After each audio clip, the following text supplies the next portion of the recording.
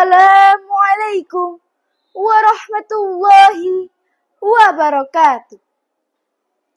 Alhamdulillahirrabbilalamin. Segala puji hanya bagi Allah subhanahu wa ta'ala, Tuhan semesta alam yang telah menganugerahkan kita kesempatan, kesehatan, dan semangat untuk hadir dalam momen yang penuh keberkahan ini. Salawat serta salam marilah kita junjungkan kepada Nabi besar Muhammad Sallallahu Alaihi Wasallam, sang cahaya peradaban yang telah membimbing kita dari kegelapan menuju terang ilmu dan iman. Yang terhormat Bapak Ibu Dewan Juri MAPK Fair 2025 serta teman-teman seperjuangan. Perkenankan saya memperkenalkan diri. Saya Talita Azka Lutfiah. Sebuah kehormatan dan kebanggaan bagi saya untuk dapat berdiri di sini, membawa suara kecil tentang negeri yang besar, negeri yang tidak hanya kaya akan secara alam, tetapi juga tentang keberagaman budaya dan jiwanya. Oleh karena itu, izinkan saya menyampaikan sebuah pidato dengan judul Simfoni Nusantara ketika perbedaan menjadi puisi persatuan. Hadirin yang berbahagia, Indonesia adalah negeri yang istimewa. Indonesia dihuni oleh ratusan suku dengan ratusan bahasa serta agama dan keyakinan. Semuanya itu membangun Indonesia tidak hanya kaya akan secara alam dan juga tidak hanya besar secara geografis, tetapi juga secara budaya dan secara spiritualnya. Keberagaman ini bukanlah sebuah kebetulan, melainkan sebuah anugerah dari Allah Subhanahu wa Ta'ala yang penuh hikmah. Sebagaimana firman-Nya pada potongan surah Al-Hujurat ayat 13 yang berbunyi, Bismillahirrahmanirrahim.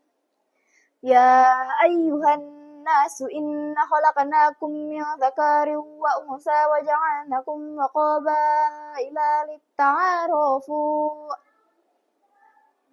Yang artinya, wahai manusia, sesungguhnya kami telah menciptakan kamu dari seorang laki-laki dan seorang perempuan, dan kami jadikan kamu berbangsa-bangsa dan bersuku-suku agar kamu saling mengenal. Quran Surat Al-Hujurat ayat 13. Hadirin yang dirahmati Allah, pesan yang tersirat dari ayat tersebut dikatakan sangat jelas bahwa perbedaan bukanlah untuk dipertentangkan, selayaknya untuk saling mendukung dan saling menguatkan.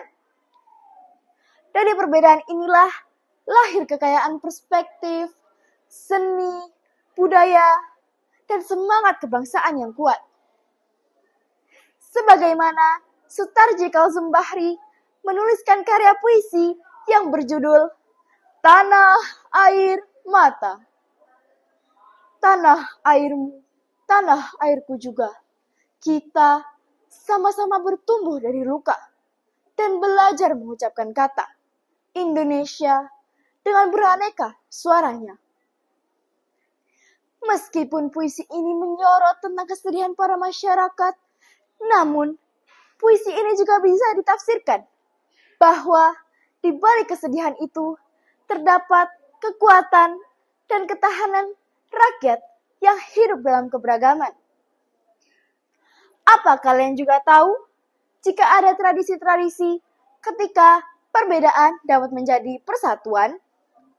Contohnya ada di sekitar kita, di Surakarta dan Yogyakarta, tradisi seperti sekaten dan grebek syawal menunjukkan bahwa perbedaan juga dapat menjadi persatuan. Sekaten yang memadukan budaya Jawa dan Islam diikuti oleh para masyarakat dari berbagai latar belakang. Grebek syawal yang membagikan hasil bumi kepada para rakyat tanpa memandang suku maupun agama. Sebagaimana yang kita tahu, Indonesia adalah negara yang istimewa. Keindahan keberagaman negara Indonesia bukan hanya menjadi sebuah warisan, namun juga menjadi sebuah tanggung jawab.